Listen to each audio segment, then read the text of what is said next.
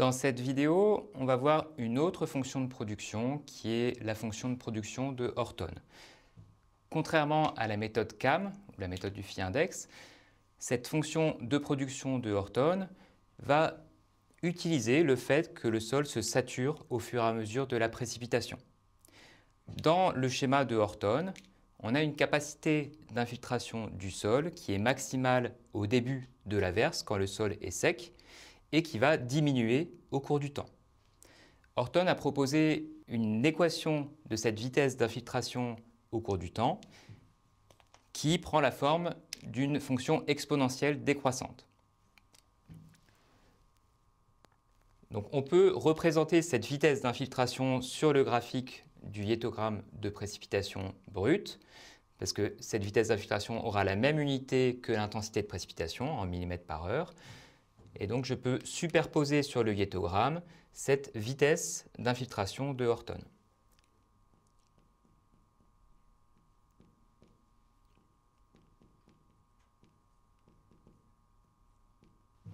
La forme de la courbe de la vitesse d'infiltration de Horton est bien décroissante exponentiellement. On peut noter plusieurs paramètres de cette fonction directement sur le schéma. On a ici la capacité d'infiltration initiale du sol, c'est-à-dire quand le sol est sec.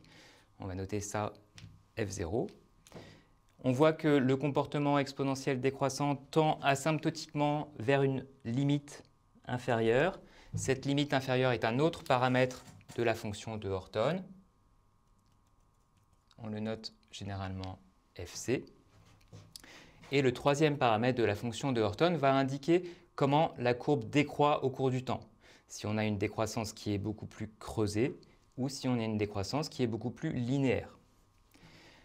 Numériquement, le modèle de Horton s'écrit de cette façon-là. Donc on a la vitesse d'infiltration au cours du temps qui va être égale à FC, donc le paramètre asymptotique de la fonction de Horton quand le temps tend vers l'infini. Et la fonction de Horton fait aussi intervenir un terme qui dépend du temps.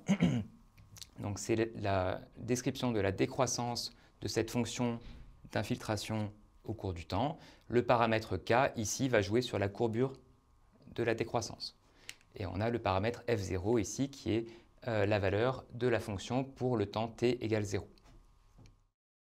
De la même façon que la méthode du phi-index ou la méthode CAM, à partir de cette vitesse d'infiltration au cours du temps, on peut déterminer la partie de la précipitation qui va être de la pluie nette, donc qui va partir en ruissellement, et la partie de la pluie brute qui va aller s'infiltrer dans le sol. Donc lorsque l'intensité de pluie est supérieure à la vitesse d'infiltration, comme c'est le cas sur ce pas de temps-là, j'ai alors un excès de précipitation qui ne peut pas pénétrer dans le sol, et donc j'ai cette partie-là qui va ruisseler.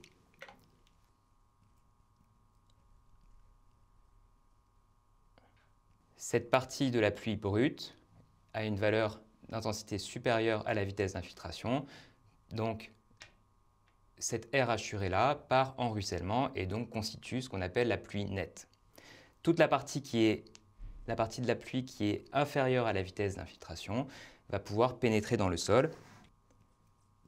Donc cette partie-là constitue l'abstraction par le sol et cette partie d'eau qui pénètre dans le sol va ensuite pouvoir soit devenir de l'évapotranspiration, donc être reprise par l'atmosphère, soit constituer la recharge des aquifères souterrains sous la colonne de sol. Revenons à la détermination de la pluie nette. Donc cette partie-là, si je veux numériquement déterminer quelle est la valeur de la pluie nette au cours du temps, donc j'ai une pluie nette qui sera nulle sur tous les pas de temps, sauf sur le 5e pas de temps. Et pour déterminer cette air assurée ici, je passe par un calcul intégral. Donc il s'agit de faire donc, le calcul de la différence entre la pluie brute et la fonction d'infiltration sur cet intervalle de temps ici. Donc pour ça, j'ai besoin de commencer par déterminer quelle est la primitive de la fonction d'infiltration de Horton au cours du temps. Donc je note ici cette primitive.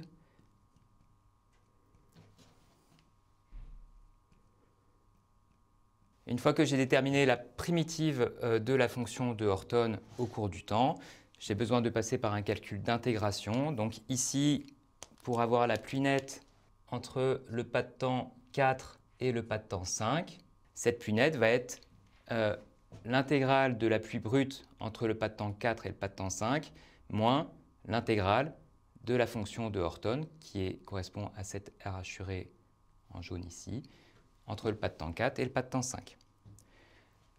Donc ici, l'intégrale de cette intensité de pluie brute correspond à 12 mm,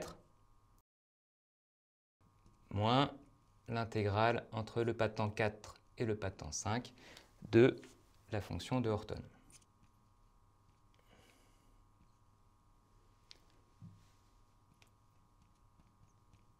Donc j'écris l'intégration de la fonction de Horton entre le pas de temps 4 et le pas de temps 5. Et donc en connaissant les valeurs des paramètres F0, FC et K, je suis en mesure de déterminer la valeur numérique de cette grandeur-là. Et donc je fais 12 moins la lambda qui est infiltrée entre le pas de temps 4 et le pas de temps 5, ce qui me permet de déterminer la pluie nette entre le pas de temps 4 et le pas de temps 5. Donc allons jusqu'à faire l'application numérique. Donc si je prends des valeurs de paramètres de F0, FC et K assez classiques dans la littérature, si je prends par exemple F0 égale 70 mm/h, FC égale 5 mm/h et K est égal à 0,7 h-1. Avec ces valeurs numériques que j'ai ici, il s'agit donc de remplacer dans l'équation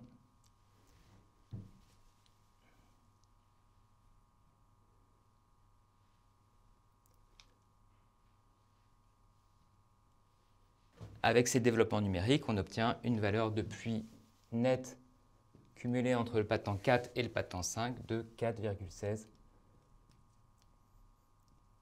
mm. Donc le hiétogramme de la pluie nette au cours du temps sera un hiétogramme extrêmement simple avec une seule valeur entre le pas de temps 4 et le pas de temps 5 et une valeur ici de 4,16 mm/h.